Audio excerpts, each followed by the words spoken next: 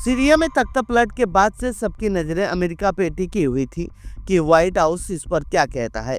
अब अमेरिकी राष्ट्रपति जो बाइडेन ने खुलकर इस पर बात की है। उन्होंने कहा है कि सीरिया में पिछले 13 साल से चल रहे गृह युद्ध के बाद बशर अल असद और उनके पिता द्वारा आधी सदी से ज्यादा समय तक सत्तावादी शासन के बाद विद्रोही ताकतों ने असद को अपने पद से इस्तीफा देने और देश से भागने पर मजबूर कर दिया है। हमें नहीं पता कि वह कहाँ है, लेकिन हमें पता है कि वो मॉस्को में है। आखिरकार असद शासन गिर गया है। जैसा कि हम सभी इस सवाल पर विचार कर रहे हैं कि आगे क्या होगा, संयुक्त राज्य अमेरिका सीरिया में अपने भागीदारों और हितधारकों के साथ मिलकर काम करेगा ताकि वहां के लोग जो पीड़ित हैं उन्हें मदद मिल सके। इसका नतीजा यह है कि पहली बार न तो रूस, न ही ईरान, न ही हिजबुल्लाह सीरिया में इस घृणित शासन का बचाव कर सके। यह यूक्रेन के प्रहारों का सीधा परिणाम है। इजराइल के संयुक्त राज्य अमेरिका के अथक समर्थन के साथ अपनी आत्मरक्षा की है। हमारे दृष्टिकोण में मध्य पूर्व में शांति संतुलन को बदल दिया है। हमारे भागीदारों से समर्थन, प्रतिबंधों और कूटनीति और आवश्यकता पड़ने पर लक्षित सैन्य बल इस संयोजन के माध्यम से अब हम सीरिया के लोगों और पूरे क्षेत्र के लिए नए अवसर खुलते हुए देख रहे हैं। आगे अवसर देखते हुए संयुक्त राज्य अमेरिका निम्नलिखित कार्य करेगा। सबसे पहले हम संक्रमण के इस दौर में सीरिया से उत्पन्न होने वाले किसी भी खतरे की स्थिति में जॉर्डन, लेबनान, इराक और इजराइल सहित सीरिया के पड़ोसियों का समर्थन करेंगे। मैं आने वाले दिनों में इस क्षेत्र के नेताओं से बात करूंगा।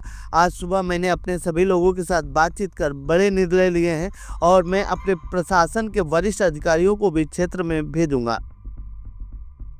दूसरा, हम स्थिरता में मदद करेंगे। पूर्वी सीरिया में स्थिरता सुनिश्चित करेंगे। किसी भी खतरे के खिलाफ किसी भी हमारे कार्मिक की सुरक्षा करना और ISIS के खिलाफ हमारा मिशन जारी रहेगा, जिसमें उन हिरासत केंद्रों को सुरक्षा भी शामिल है जहां ISIS लड़ाकों को कैदी के रूप में रखा जा रहा है। हम स्पष्ट रूप से जानते हैं कि ISIS अपनी क्षमताओं को फिर से स्थापित करने और सुरक्षित पनाहगाह बनाने के लिए किसी भी शून्य का लाभ उठाने की कोशिश करेगा। हम ऐसा नहीं होने देंगे। हम असद शासन से दूर संक्रमण स्थापित करने के लिए संयुक्त राष्ट्र के नेतृत्व वाली प्रक्रिया के भीतर सभी सीरियाई समूहों के साथ जुड़ेंगे।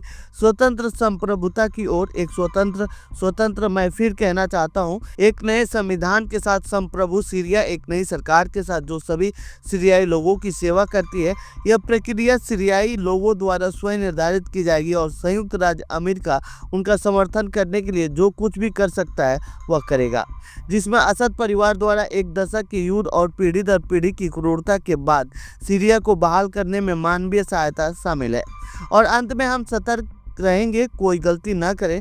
असद को हटाने वाले कुछ विद्रोही समूहों का आतंकवाद और मानवाधिकारों के हनन का अपना गंभीर रिकॉर्ड है।